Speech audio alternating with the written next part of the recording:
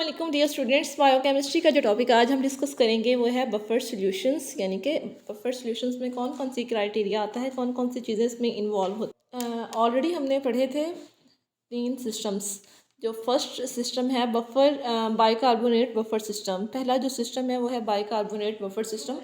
Bicarbonate buffering system is an important buffer system in a acid base homeostasis of living things. Bicarbonate buffering system हमारे body के लिए क्यों important होता है और ये कहाँ पे वर्क करता है? ये करता है हमारे होम्योस्टेसिस को मेंटेन रखने के लिए। होम्योस्टासिस एक ऐसी कंडीशन होती है, इसको हम इस तरह से डिफ़ाइन करते हैं, मेंटेनेंस ऑफ इंटरनल इन्वायरमेंट। हमारे बॉडी का जो इंटरनल इन्वायरमेंट आता है, इन्वायरमेंट होता है, इसमें टेम्परेचर भी आ सकता है, पानी का भी आ सकता है, डिफरेंट आता है। मतलब कि अगर पानी की कमी हो जाए तो क्या होता है? डिहाइड्रेशन कहा जाता है।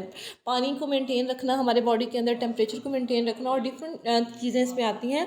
इंटरनल इन्वायरमेंट, सिंपल हम अगर इसको कहें तो ये इंटरनल इन्वायरमेंट को मेनटेन करता है, ठीक है। और ये क्या करता है? प्लाज्मा जो है, प्लाज्मा की पीएच को ये कांस्टेंट रखने में हेल्प करता है, ठीक है। अल्टर नहीं होने देता पीएच को। ये अल्टर मींस के तब्दील नहीं होने देता। ये as a buffer it tends to maintain relatively constant pH and contract any force at alter. Phosphate buffer system next जो है वो है phosphate buffer system. Phosphate buffer system क्या करता है?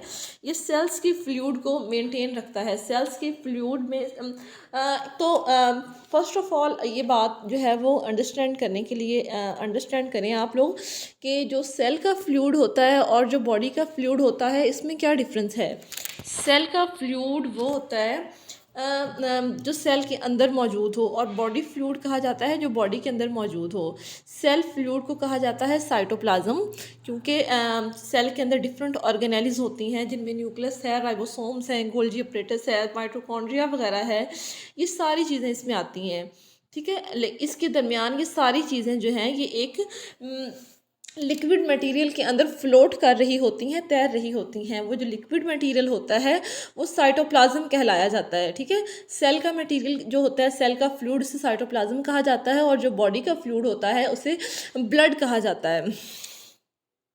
ये जो सेल का फ्लूइड है इसको मेंटेन रखता है ये जो फॉस्फेट बफर सिस्टम है, ठीक है। इसमें this buffer system consist of di hydrogen phosphate ions. इसमें डाई हाइड्रोजन फॉस्फेट आते हैं। हाइड्रोजन आइन जो है इसमें डोनर है, एसिड के तौर पर काम करता है, एंड हाइड्रोजन फॉस्फेट जो है ये रेसिपिएंट है, रिसीवर है, और ये बेस के तौर पर काम करता है। नेक्स्ट अगर हम इसको देखें तो प्रोटीन बफर सिस्टम आता है। प्रोटीन जो है वो क्या काम करती है? प्रोटीन बफर सिस्टम अपना रोल किस तरह से परफॉर्म करता है? The protein buffer system is the most important, ये बहुत इंपॉर्टेंट होता है, widely operating buffer in the body fluids. और ये जो बफर सिस्टम है हमारे बॉडी फ्लूइड्स को ऑपरेट करता है। Body fluids means that blood.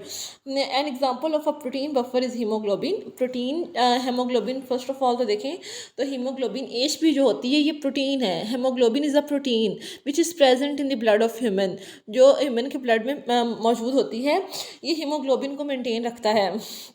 Haemoglobin जो होती है उसकी पीएच को ये मेंटेन रखता है, उसमें कोई तब्दीली नहीं आने देता। Protein molecule possesses basic and acidic groups. इसके अंदर बेसिक और एसिडिक ग्रुप्स होते हैं। जो hydrogen ion acceptor and donors relatively as is added और रिमूव्ड। जब हाइड्रोजन आयन जो है वो ऐड किए जाते हैं तो ये एसिड के तौर पर काम करते हैं, जब रिमूव किए जाते हैं तो ये बेस के तौर पर काम करते हैं। These are the topics that we have discussed in the classroom. Okay, thanks for watching.